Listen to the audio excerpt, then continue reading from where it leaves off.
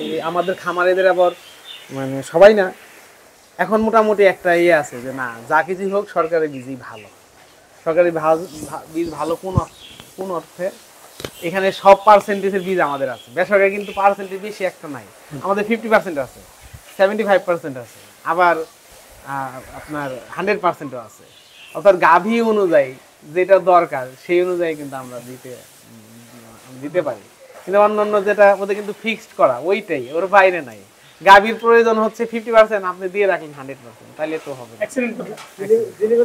আর সব সময় কিন্তু পার্সেন্টেজ, বেশি পার্সেন্টেজ ভালো না। আপনার 100%-এর গাভী আছে, এটাকে যদি আবার ওইটা দেন তাহলে কিন্তু আপনার জাতের উন্নয়ন হয়ে যাবে, তাই না? আপনাকে দেখে বুঝে তারপরে আপনাকে বীজটা দিতে হবে, এই একটা বিষয়। আর হচ্ছে আমাদের উদ্দেশ্যই কিন্তু উন্নত, মানে পর্যাপ্ত এবং মানসম্মত আমিষের সরবরাহ নিশ্চিত।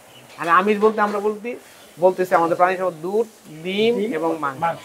আর এর মধ্যে সবচেয়ে গুরুত্বপূর্ণ হচ্ছে আপনার দুধ, সবচেয়ে গুরুত্বপূর্ণ। কি জন্য আমরা বলতেছি, দেখেন আমাদের গল্পের জন্য যদি বলি যে আমাদের জীবনটাই শুরু হয় মায়ের বুকের দুধ খেয়ে। এখানে কিন্তু একটা মাহিমা আছে যে 6 মাস পর্যন্ত আমরা শুধু মায়ের বুকের দুধ খেয়ে বেঁচে থাকতে পারি। দুনিয়াতে অন্য কোনো খাবার নাই যেটা খাদ্য খেয়ে আপনি সুস্থভাবে কোনো ধরনের ঘাটতি ছাড়া আপনি 6 মাস পর্যন্ত বাঁচবেন, কোনো খাদ্য নাই, তাই না? এরপর 2 বছর পূর্ণ হলে আমরা বলি যে মায়ের দুধের সাথে আপনার কি বাইরে থেকে দুধ দিতে হবে, অর্থাৎ গাভীর দুধ দিতে হবে। আপনি যদি আমাদের জাতিসংঘের খাদ্য কৃষি সংস্থা বলছে প্রতিদিন আপনাকে 250 মিলি করে দুধ খাইতে হবে কমপক্ষে। আপনি বেশি খাইতে পারেন, আয়ারল্যান্ড, ফিনল্যান্ড ওরা তো 1 লিটার করে দুধ খায় প্রায়, কিন্তু আমাদের জন্য টার্গেট ফিক্স করে দিয়েছে 250 মিলি বা 1 গ্লাস। এই 1 গ্লাস যদি দুধ আপনি খান বা আপনার সন্তানকে যদি দিতে পারেন, তাইলে আপনার সন্তানের কাছে 3টা ভালো বৈশিষ্ট্য পাবেন। আপনার সন্তানের বুদ্ধি, বৃদ্ধি এবং বিকাশ অন্যের চাইতে কিন্তু ভালো হবে। আর আপনার সন্তানের বুদ্ধি, বৃদ্ধি এবং বিকাশ যদি ভালো থাকে, এইভাবে যদি সব পরিবারের সব সন্তানকে আমরা দিতে পারি, তাহলে কি বাংলাদেশ একসময় কি মেধাবী জাতি যেটা বলি, এই মেধাবী জাতি পরিণত হবে। এটা কিন্তু আপনার যত কিছুই খান না কেন, যত কিছুই আপনি দেন না কেন, কিন্তু আপনার সন্তানকে যদি আপনি দুধ না দিতে পারেন, তাইলে কিন্তু আপনার সন্তানের কাছ থেকে আপনি বলবেন আমার সন্তানকে আমি অনেক দামি খাবার খাওয়াই, আসলে কিন্তু আপনি তাকে দামি খাবার খাওয়াচ্ছেন না, আপনি খাওয়াচ্ছেন দাম দিয়ে, কিন্তু আপনার সন্তান যে প্রয়োজন, যে পুষ্টিটা দরকার, পুষ্টি মানে কি, দুধ হচ্ছে একমাত্র আদর্শ খাদ্য। আদর্শ খাদ্য মানে কি, আমরা যা খাই না কেন দিন শেষে কিন্তু মাত্র 6টা উপাদান হয়: শর্করা, আমিষ, চর্বি, ভিটামিন, মিনারেল আর হলো পানি, এই 6টা। এর বাইরে কিন্তু কিছু নাই। দুধ হচ্ছে একমাত্র খাদ্য যার মধ্যে এই 6টা উপাদানই যতটুকু দরকার, শুধু আছে না, শরীরের জন্য যতটুকু দরকার অতটুকু আছে, কম নাই বেশি না। এই জন্যই হচ্ছে দুধ আদর্শ খাদ্য। অনেক খাদ্য আছে যে খাদ্যের মধ্যে 6টা উপাদানই আছে, কিন্তু এটাকে আদর্শ খাদ্য বলে না। কেন বলে না? কারণ এর মধ্যে কিছু উপাদান খুব বেশি আছে, কিছু উপাদান আবার কম আছে। আর দুধ হচ্ছে একমাত্র খাদ্য যেটা যতটুকু প্রয়োজন শরীরের জন্য ওইভাবেই সাজানো আছে। আর এই জন্যই দুধ খাওয়ার বিষয়ে সব ধর্মগ্রন্থে কিন্তু উৎসাহিত করা আছে। আপনি যদি আমাদের ইসলাম ধর্মের কথা বলেন, আমাদের রাসূল যখন মেরাজে যায় তখন কিন্তু রাসূলকে আল্লাহ তাআলা 3টা খাদ্য দিয়েছিল: দুধ, মধু আর হচ্ছে পানি, তাই না? রাসূল খাইছিল কোনটা জানেন? দুধ। তখন আল্লাহ বলছে আপনি যেমন শ্রেষ্ঠ নবী, আপনি খাইছেনও শ্রেষ্ঠ খাবার।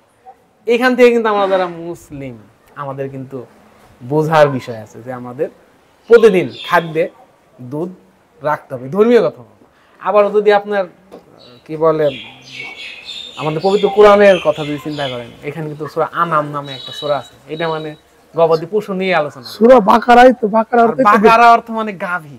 এটা সূরা, এটা তাৎপর্যই দিয়েছে গাভীকে নিয়ে। হ্যাঁ, গাভীর নামকরণই করা হয়েছে, অর্থাৎ কিয়ামত পর্যন্ত কিন্তু গাভী থাকবে, ঠিক আছে?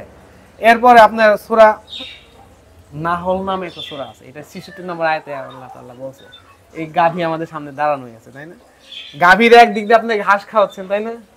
তাহলে এর পেটের ভিতরে একদিক দিয়ে খাদ্য নালীতে খাদ্য যাচ্ছে, রক্তনালী দিয়ে রক্ত যাচ্ছে, এই দুয়ের মাঝখান থেকে আপনার সুমিষ্ট দুধ বেরিয়ে আসছে, যেটা আপনার যে আল্লাহ তাআলা পান করাচ্ছে। এখান থেকে আল্লাহ তাআলা বলছে আমাদের শিক্ষার বিষয় আছে, ঠিক আছে, তার মানে কি আমাদের গাভী পালন করতে হবে, গাভীর দুধ খাইতে হবে, এই নিয়ে গবেষণা করতে হবে, রিসার্চ করতে হবে। আমার দেশের মানুষকে পর্যাপ্ত মানসম্মত আমিষ আমরা দিতে হবে। আর পর্যাপ্ত মানসম্পন্ন আমিষ যদি আমি একটা উপাদান বলি সেটা হচ্ছে দুধ। তো খান ডেইরি আমাদের দোহার উপজেলার অন্যতম একটা বড় ফার্ম। তারা খুব বড় অবস্থা থেকে আসলে শুরু করেনি, ক্ষুদ্র অবস্থা থেকে শুরু করেছে এবং তাদের বাবার বা দাদার আমল থেকেই ঐতিহ্য হচ্ছে এই গাভী পালন করা। কিন্তু কমার্শিয়াল শুরু করছে হচ্ছে 5 থেকে 19, হ্যাঁ 19 সালে করোনার আগে আগে শুরু হয়েছে ফার্মটা। এবং আমার প্রাণী সম্পদ আমরা সর্বোচ্চ চেষ্টা করেছি, নিয়মিত ভ্যাকসিন, তারপরে কৃমিনাশক, আমাদের একটা প্রাণী সম্পদ ও ভ্যাকসিন দিয়ে দিই, কৃমিনাশক ওষুধ দেওয়ার চেষ্টা করেছি। এরপরে হচ্ছে উন্নত বীজ দেওয়ার চেষ্টা করেছি।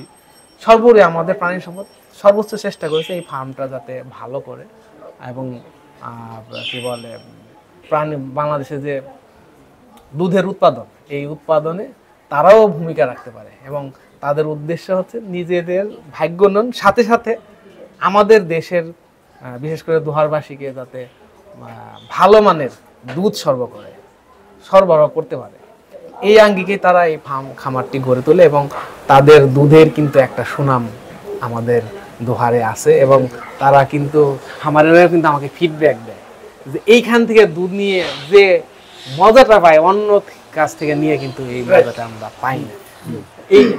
এটাই হচ্ছে আমাদের প্রাপ্তি, যে আমাদের যে ভীষণ অভিষ্ট লক্ষ্য উন্নত, সমৃদ্ধ এবং মানসম্মত প্রাণী আমিষ অর্থাৎ ভালো মানের দুধ সরবরাহ করা, সেক্ষেত্রে কিন্তু তারা ভূমিকা রাখতেছে। তো আমি খান ডেইরির উত্তর সমৃদ্ধি কামনা করছি এবং আমরা সবসময় আপনাদের পাশে আছি, থাকবো, যাতে আমাদের দেশ দুধে স্বয়ংসম্পূর্ণ হয়। এবং আমাদের একমাত্র লক্ষ্যই হচ্ছে আমরা আমরা মেধাবী জাতি গঠন করতে চাই। মেধাবী জাতি মানে আমার সন্তানরা যাতে মেধাবী হয়, আর এই মেধাবী সন্তান হওয়ার পিছনে কিন্তু আপনাদেরই অবদান, যারা আমাদের ক্ষুদ্র ক্ষুদ্র খামারি আছে, যারা এই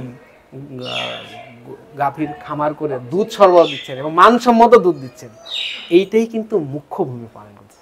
তা আমি আবারও আপনাদের উন্নত এবং সমৃদ্ধি কামনা করছি। আপনারা আরও সামনে এগিয়ে যাবেন। আর আপনাদেরকে একটাই আমরা আশ্বস্ত করছি, প্রাণী সম্পদ সবসময় আপনাদের পাশে আছে এবং পাশে থাকবে। ধন্যবাদ। নবী করিম সাল্লাল্লাহু আলাইহি ওয়াসাল্লাম দুধ পছন্দ করছে, এটা খামার করা, এটা যত্ন আদি করা, আমার মনে হয় এটা ইসলামী দিক দিয়ে ভালো ব্যবসা। আমরা কিন্তু তাদের মোটিভেট করি যে আমরা উন্নতদের ঘাস আমাদের লাগাইতে হবে, আমাদের খাবার খরচ কমাইতে হবে। সেক্ষেত্রে ওনারা কিন্তু পর্যাপ্ত পরিমাণে ঘাসের চাষ তারা করছে, নিজস্ব জমি, আমরা কিছু কাটিং সরবরাহ করে দিছি, তারা নিজেরাও কিছু কাটিং সরবরাহ, এবং এখন কিন্তু তাদের ঘাস কিনতে হয় না তাদের। আর খামারে যদি আপনার খাবার খরচ কমানো না যায়, তাহলে কিন্তু কোনোভাবেই লাভবান হওয়া সম্ভব না।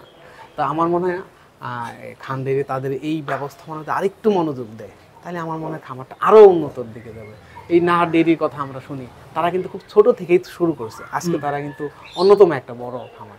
এই খান ডেইরি দোহারের মধ্যে সবচেয়ে বড় খামার হবে, তদুপরি ঢাকা জেলার মধ্যে বড় খামার হবে এবং সবাই বাংলাদেশে একটা অন্যতম বড় খামার হবে, সেই আশা ব্যক্ত করছি।